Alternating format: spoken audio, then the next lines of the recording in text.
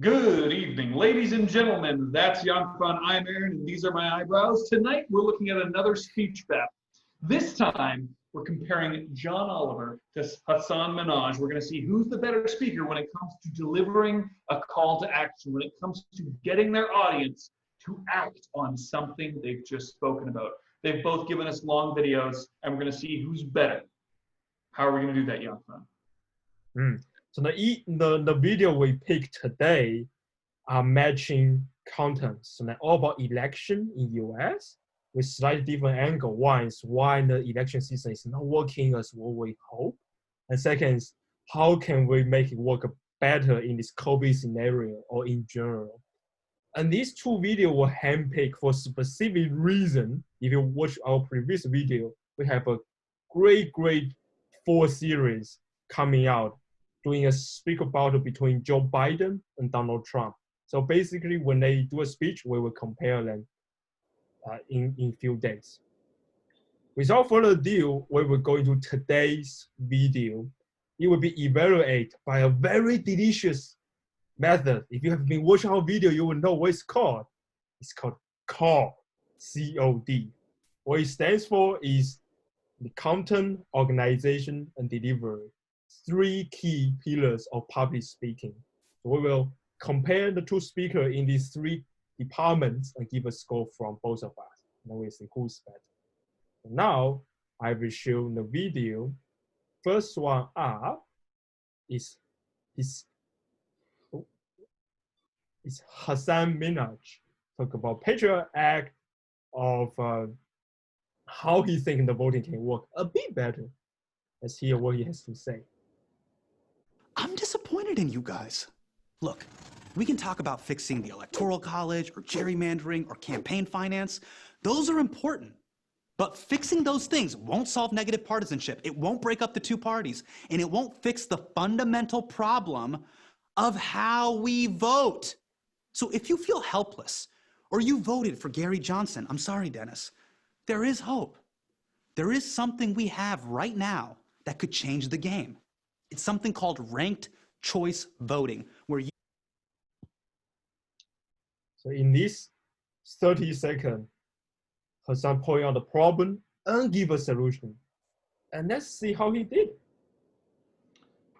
The key thing we're going to be talking about between these 2 speakers and to see who was better, who had the better tasty codfish, was or is extremity. At least that's what I see as the big difference between the 2 speakers. Hasan Minhaj takes everything to an extreme. I'm not going to say whether that's good or bad in my opinion just yet, but he takes everything to an extreme. His gestures, his voice, his face, everything is extreme. Let's see how John Oliver handles that extremity. Let's have a look. Next one up, John Oliver. A very similar type of show, investigating journalism delivered in a comedy format. And let's compare them.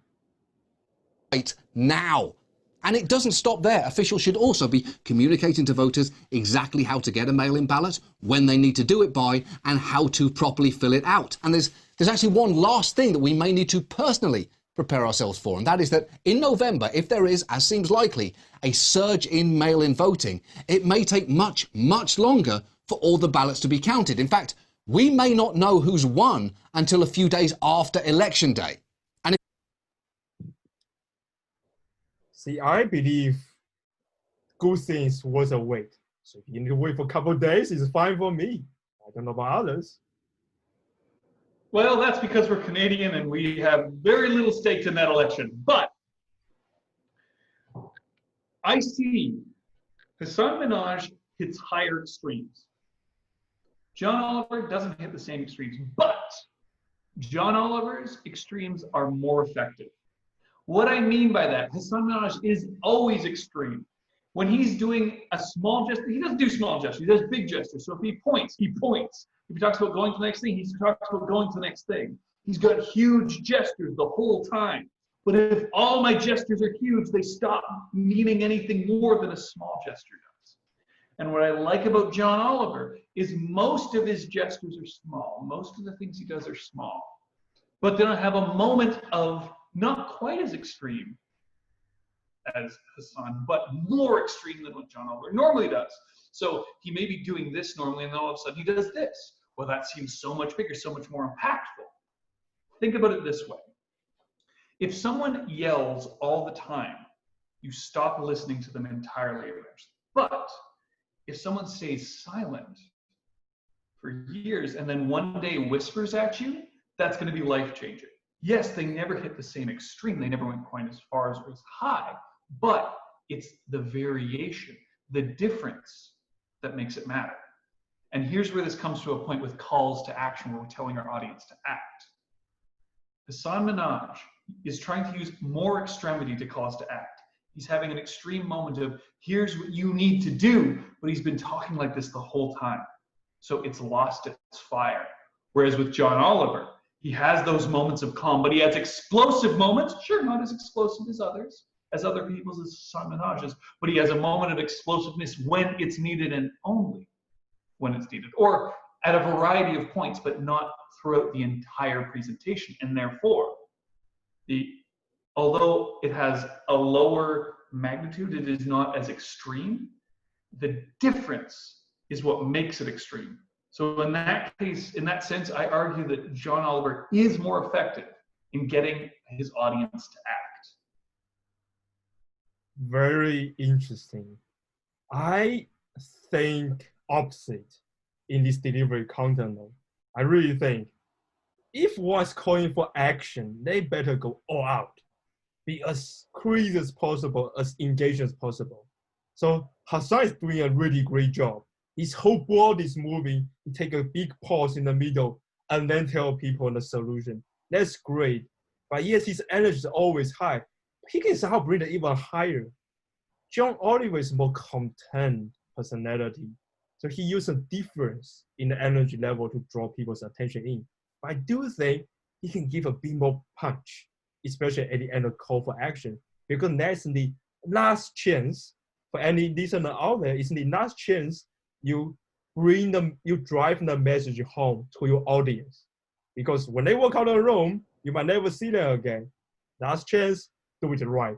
It's all you get. So apparently we have a very different opinion this time. Well, I'm not sure. I don't disagree that we do need to be punchy in the call to action. I think it is 100% important to be powerful, punchy, poignant, everything we can be in the call to action. However, I think John Oliver's was still more effective because he had variation. He saved his energy, and even though you're right, he should have gone higher. But since he saved that energy, what energy he did use for those call to action moments, where he has greater variation in his speaking, I still think it's more effective. I would rather someone who goes to 50% energy occasionally than someone stays at 100% the whole time. That's my argument. Disagree if you like, but I'm sticking with it. This is okay. This is our qualitative assessment we describe by words. So now we're gonna try a different type of assessment. We put it quantitatively on a scale of 0 to 10, and we have 3 compartments here, right? Content, organization, and delivery, and we will give a score to each speaker. So today I will let Aaron have the first cut of the fillet. Okay. In terms of content, I'll do both of them. So in terms of content, I'm going to say John Oliver has the edge because he stays more focused. I feel like his jokes even are still focused more on the concepts and on the things he's discussing. I'm going to give John Oliver a 7. Hasan Minhaj, I'm going to give him a 6. So they are fairly close, but I think John Oliver is more focused. They both still do have room to. Actually, I'm going to bump John Oliver's up to 8. I think he does really a good job, but I'm going to leave Hasan Minhaj's at 6. I think Hasan Minhaj is less focused on the concept and more focused on the delivery. So this is for the organization or for the content? Oh, content, okay. For the organization, they're both pretty good. They both do long form on a single topic. So organization can be very challenging, but I think they do manage to do it well. I'm going to give them both an 8. And then in terms of delivery, you're right, John Oliver couldn't be punchier. I'm going to give John Oliver a 7.5. I'm going to give Hasan Minhaj a 5.5. Hasan Minhaj has all the pieces necessary, I think, to be the more effective speaker in terms of delivery. But if you stay extreme the entire time, it starts to look fake and it becomes ineffective. Very well, very well. Okay, so I'll give my perspective in here. In Hasan's video, he used the 30 minutes really effectively. What I mean is that in the first part, he summarized the problem. And second part, he gives us a solution. All these are done in 30 seconds. I think John Oliver didn't do that. He's homing in the one key points of you can mail in your votes, and it's actually a pretty effective method. So because this reason, I actually give Hasan a higher score in the content of 8, and John will give him a 7. He stayed on the point, that's great, but he didn't transition to a different point or to cramp in more impactful points. In the organization, I think they are all pretty good. It's 30 seconds, and the whole show is well thought out. So it's really hard to pull them apart. What I would like to see is if they can have a more break to cut off their content to help their organization. And that's one thing I noticed what Hasan is doing, which in John Oliver is just 30 seconds a block for me. So yeah, I would give Hasan, I would say 7.5.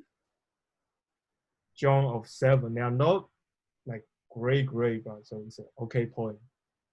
In terms of delivery, yeah, this is a target. It's about personal preference. I love the high energy of Hasan, but he always high. And John is okay. I'm going to buy the bullets. I like the high energy for the 30-second section. I think that did its job for call for action. I will stick to my gun. I will give an 8. John Oliver used a more gradual change of the energy. It's effective. It's good. It can be better. So I give him a 7 as room for improvement. So now let's see what we have. On average, Hasan have 7.2, John have 7.4. So John come up over the top. Between two of us, Aaron gave John 7.8, gave Hasan 6.5. I gave Hasan 6.8 and John 7. So between us, we have a split, but Aaron's difference is way larger than mine. Because he gave Hasan a 5.5. That's basically a deal breaker. It's okay. It's okay. The game. So this was our end of this video. So besides all this election, how we can do better, Aaron, what do we want to conclude of call of action for our listeners? Well, 2 things really come to mind. One, energy is critical. We need high energy, or if not high energy, we need something effective in the call to action. Of course, there are people who aren't super energetic, but you can still have an effective call to action. You need something to make it effective. Energy is one of them. However, the other thing is you need variation in that energy. If you're always at one energy level, that energy level loses importance. So vary it or lose it. Okay. So there's 2 point energy level by variety or always stay high. And second, always remember call for action before the end of your speech. And that's the last moment you make a dent in the person's mind. I'm not saying literally make a dent on the head. Make a difference, changing their mind if you can. Sorry for that little joke. Well, here is ZAPY Speaking. I'm Yang Fang. My partner is Aaron. And we're looking forward to see you come back and see our content. Until we see you next time.